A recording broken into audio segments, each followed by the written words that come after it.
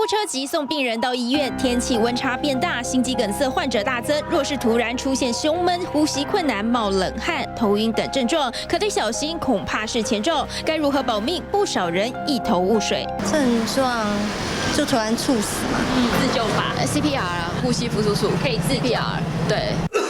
破解网络谣言，流传只要把握黄金10秒，用力咳嗽就能提高胸内压，增加血压。但医师指出，拼命咳嗽也是很大的运动量，恐增加心脏负担。网络上流传出现心肌梗塞的时候躺平或者重击胸口，这些可都是错误的急救方法。心肌梗塞是血管堵塞，但只是躺平不动，并不能有效缓解。常见的大力捶胸，还没恢复心跳前，恐怕就先断了肋骨。经过研究，胸前重击最多只能提供20焦耳的能量，而临床上我们要电击，把这个不正常的心跳要调回来正常的心跳，至少要200焦耳。医师建议发病当下，患者可先服用止痛药阿司匹林，抑制血栓形成，把握心肺复苏的4分钟黄金时间，以及赶紧叫119送医。由于心肌梗塞不再是老人的专利，3高和有心脏病史的人都是高危险群，把握正确的急救方法，有效保命。记者季冠宏、李文科台北报道。